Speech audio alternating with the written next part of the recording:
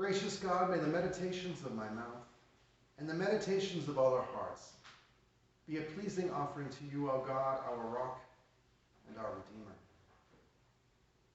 Now, some time ago, Tina Turner had a hit song, What's Love Got to Do with It? And I'm sure many of you know the words to that song, and some of you probably aren't old enough to know who Tina Turner is, and that's a shame. But in that same song, it referred to love as a second-hand emotion. Apparently, love just keeps breaking your heart. And what does love got to do with it? Is love really just a second-hand emotion? Or is love something more? Oops.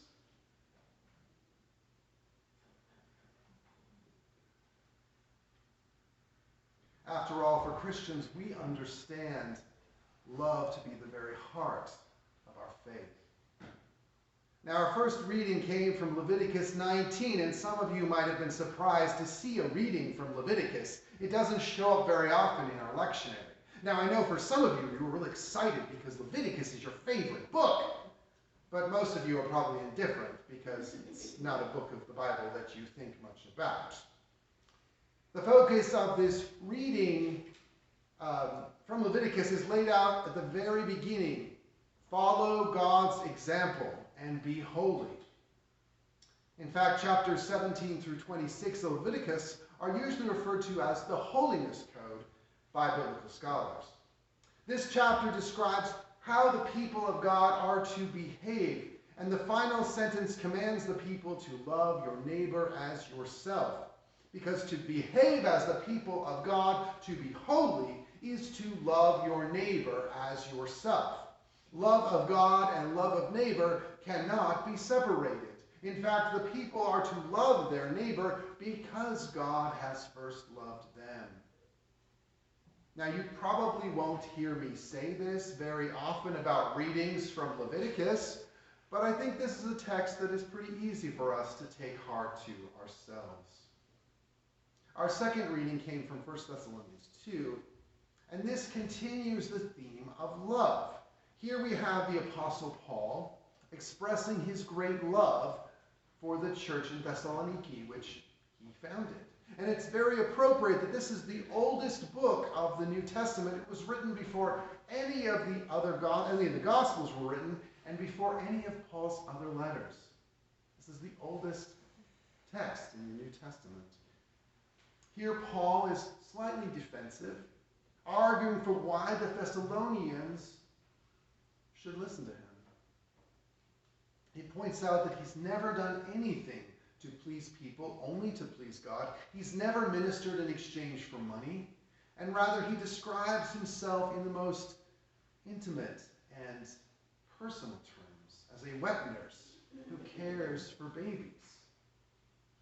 And this is a common image for teachers of philosophy in that time, nurturers rather than people who are intimidating.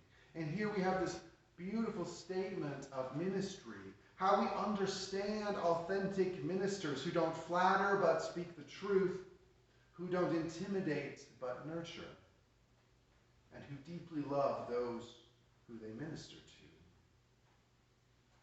Now, our gospel reading is Matthew 22. And you've probably noticed there are two distinct pieces in that reading. The first piece finds the Pharisees taking their turn questioning Jesus, and the second has Jesus turning things around and asking the Pharisees a question. In the first, the Pharisees asked Jesus, "What is the greatest commandment?" And in the second, Jesus asked them, whose son is the Messiah? Now, the first vignette dovetails nicely with our other passages, doesn't it? Because it talks about love. We see the importance of loving God and loving neighbor. And the strong implication is that loving God requires loving neighbor. Jesus goes so far as to say that on those two commandments hang all the law and the prophets. But that brings us back to the first question I asked. What is love? After all, love is central to all of these readings, but what do we mean when we say love?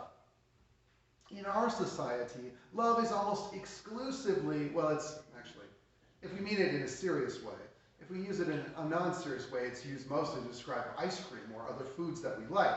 But when we're not talking about it that way, actually, now that I think about it, we probably talk about loving ice cream more than we talk about other forms of love. But that kind of goes against my point, so just ignore that part. So instead I'm going to say that we tend to see love almost exclusively equated with the erotic and romantic love. Yes, we do dutifully acknowledge that friendship and families entail love as well, but without any qualifier, love means the romantic kind. Or ice cream. Yeah. And romantic love, for us, it's a feeling. You feel love for another person, or you don't feel love for another person.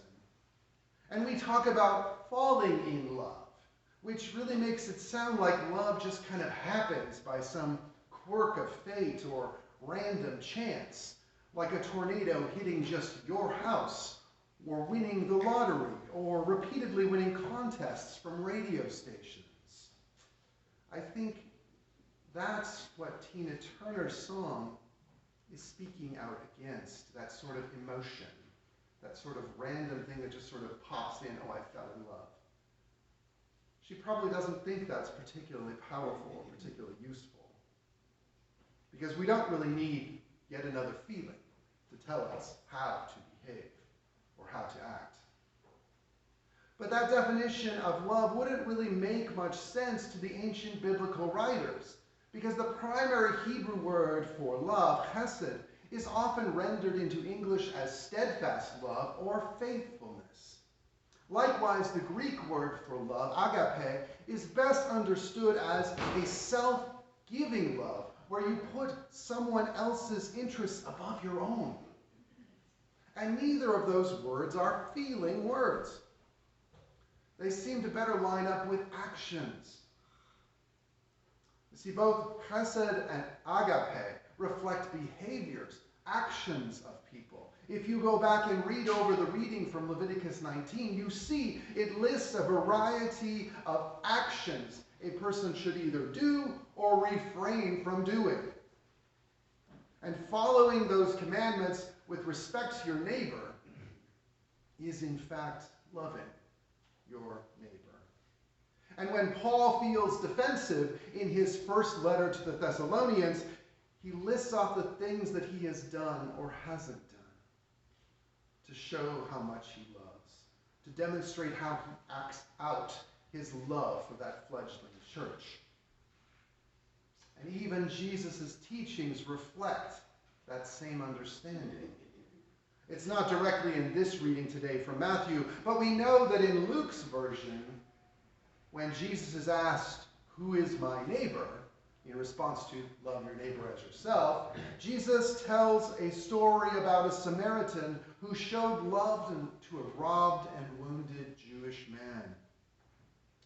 So love is first and foremost an action. It's not a feeling, not a secondhand emotion. Love is actions on behalf of someone else. Walter Brueggemann, our own UCC theologian, likes to say that it's being neighborly. That is really what he sees as the crux of the entire Old Testament, is being neighborly to others. And I think that's a great image for us, because when you live in a small town, you know a thing or two about neighborliness. So we can think about, well, what does it mean to be a good neighbor? What do you do? What do you not do? Do you put spikes in your yard to irritate people who are driving a little bit over the corner there? I'm not talking about a real situation here, just hypothetical. But, you know, I really should get off the Baxter Facebook group, because there's a lot of complaining that goes on that. It doesn't always give you the best feeling about neighborliness in a small town, but it also has lots of good things in there too. But you know a thing or two in Baxter about neighborliness. And undoubtedly, those of you who are parents have heard one of your children or youth say to you, "I don't feel like that," when asked to do something. I don't feel like doing it when you ask to do something. And almost certainly, at least at one point, eventually you probably got to the point where you're just like, I don't care what you feel, just do it, because I told you so. But you probably tried to explain to them at least a few times before you got to that point that sometimes we just have to do things that we don't feel like doing. And that's just kind of the way life is sometimes. Well, love is one of those things. Now, the good news is that you don't have to feel love for anyone to love them. The bad news is that you can't get off free by claiming you don't feel love for somebody. Kind of like saying I don't have to support the church because I haven't won the lottery. You're going to have to acknowledge God's demand on you to act with love towards that person. And that isn't easy. I don't have to tell you that. Acting with love towards someone, especially someone you really don't like, or maybe who has wronged you in a serious way, is very difficult. Now, I can't pretend to know what everyone here has experienced, but it is a large enough group for me to know with a pretty high degree of certainty that some of you have been abused by a family member. Some of you have been assaulted in that most intimate and personal way. Some of you have been victims of theft or betrayal that caused you real financial or emotional distress. And I mention that because when I say you have an obligation to love everyone, I want to make it clear that I'm not trying to coerce survivors of horrendous evil into a position where they are not prepared to go. Too often, survivors are told you need to forgive, you need to move on, when it's just not time for that yet. And so I don't want to add any more weight to their shoulders, to your shoulders, if you're not ready for that. Because if I were to do that, in many cases I would simply put survivors through some of those horrors again by standing over them and demanding that they forgive and love those who wronged them. And some awful events just take time to reach a level of healing, and you can't rush the healing with well-meaning platitudes and trite aphorisms. People do need to heal from their trauma at the speed that they can.